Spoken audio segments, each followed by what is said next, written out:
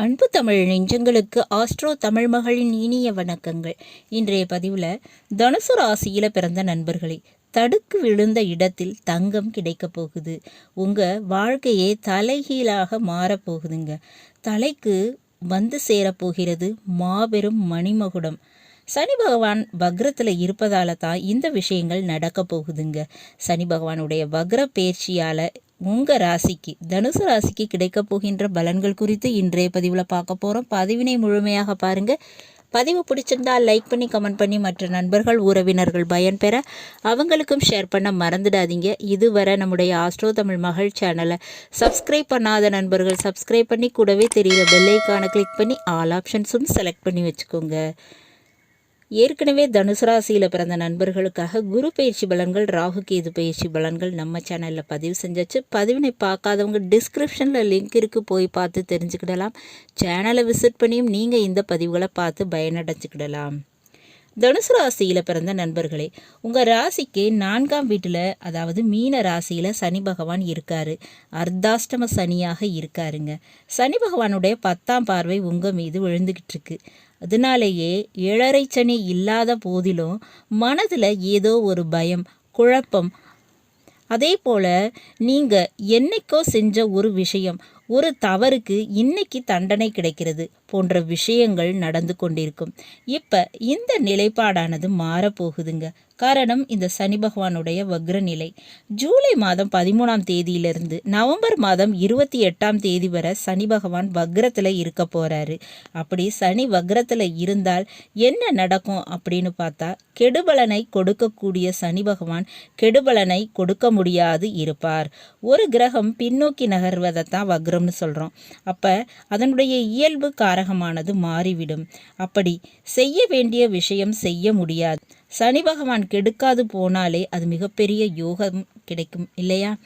இது இந்த 4ஆம் வீடான மீன ராசியில் நடக்க போகுது. 5 மாதங்களுக்கு நடக்க போகுதுங்க.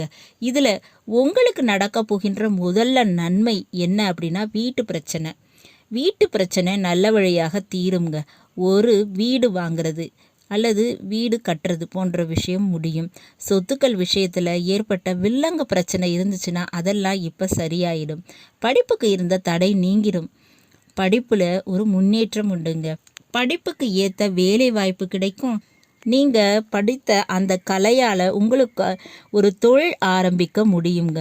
உங்கள் பேருக்கு வந்த களங்கம், உங்கள் மீது சுமத்தப்பட்ட பழி, உங்கள் கற்புக்கு வந்த சோதனை, உங்களுக்கு ஏற்பட்ட அவமான பிரச்சனை இதெல்லாம் சரியாயிடும். இந்த நேரத்தில் 7ஆம் வீட்டில் குரு சுக்கிரன் இருக்காங்க. அவங்களுடைய 7ஆம் பார்வை உங்கள் மீது விழுது. அது மிகுந்த சிறப்பை தருங்க. இந்த நேரத்தில் எந்த இடத்துல நீங்கள் அவமானப்பட்டீங்களோ அந்த இடத்துலையே பேர் புகழ் பெறுவீங்க. எந்த கம்பெனியில் ரிஜெக்ட் ஆகி வெளியேறினீங்களோ அந்த கம்பெனியிலேயே ஒரு உயர் சம்பளத்துடன் பெரிய பதவியில் அமரப் போகிறீங்க. புதிய பதவி வாய்ப்புகள் கிடைக்குங்க. குறிப்பிட்டு இந்த நேரத்தில் புதியதாக தங்கம் வாங்கக்கூடிய யோகம் அல்லது தங்கம் அன்பளிப்பாக கிடைக்கக்கூடிய யோகம் உண்டுங்க. பூர்வீக தங்கம் உங்கள் பங்காக கிடைக்கலாம். போட்டிகளில் ஜெயித்து தங்கம் பரிசாக கிடைக்கக்கூட வாய்ப்பு இருக்குங்க. புதையல் யோகம் கிடைப்பதற்கு இந்த நேரத்தில் வாய்ப்புகள் அதிகமாக இருக்குது. மேலும் இந்த சனி பகவானுடைய 10ஆம் பார்வை உங்கள் மீது பதிகிறது.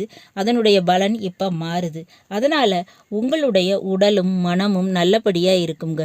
உள்ளத்தில் ஒரு தெளிவு, தைரியம், தன்னம்பிக்கை, தெம்பு கிடைக்கும். உங்கள் தலைமையில் உள்ள தேவையில்லாத பாரம் இப்போ குறையும், மறையும். உங்களுக்கு தடையாக இருந்தவங்க அவங்களுடைய எண்ணம் எல்லாம் தவிடு பொடியாகி அவங்க முன்னாடியே நீங்கள் ஒரு உச்சத்தை தொடுவீங்க. குரு பகவானுடைய பார்வை 7ஆம் பார்வை உங்கள் மீது கிடைக்குதுங்க. அதனால் ராஜ உத்தியோக யோகம் உண்டு. அதாவது அரசு வேலை கிடைப்பதற்கு வாய்ப்பு இருக்குங்க. அரசு மூலமாக ஆதாயம் பெறுவீங்க. மேலும் சனி பகவானுடைய 3ஆம் பார்வையானது ரிஷப ராசியின் மீது விழுகுது. உங்களுக்கு 6ஆம் வீடு. அதனால் வேலையில் இருந்த பிரச்சனை, மன உளைச்சல்கள் மாறி போயிடும். நிரந்தரமாக வேலை அமையும். சனி பகவானுடைய 7ஆம் பார்வை உங்கள் 10ஆம் வீட்டு மேலே விழுகுதுங்க. அதனால் தொழில் சரியாகும். வக்ர காலத்தில் வேலை, தொழில் ரெண்டுமே உங்களுக்கு நல்லதாக இருக்க போகுதுங்க. உள்ளத்தில் ஒரு தெளிவு, உடல் ஆரோக்கியம், மனத்தெளிவு கிடைக்கும்.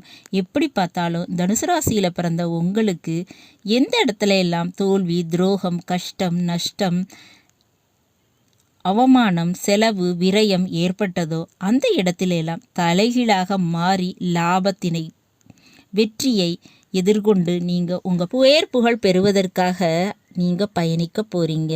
இந்த நேரத்தில் நீங்கள் செய்ய வேண்டியதெல்லாம் 4ஆம் வீட்டில் சனி பகவான் இருப்பதால் அன்னதானம் செய்யுங்க.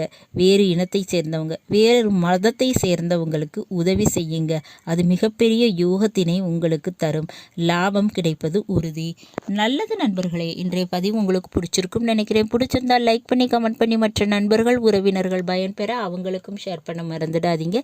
இதுவரை நம்முடைய ஆஸ்ட்ரோ தமிழ் மகள் சேனலை சப்ஸ்கிரைப் பண்ணாத நண்பர்கள் சப்ஸ்கிரைப் பண்ணி, கூடவே தெரிகிற பெல்லைக்கான கிளிக் பண்ணி ஆல் ஆப்ஷன்ஸும் செலக்ட் பண்ணி வச்சுக்கோங்க.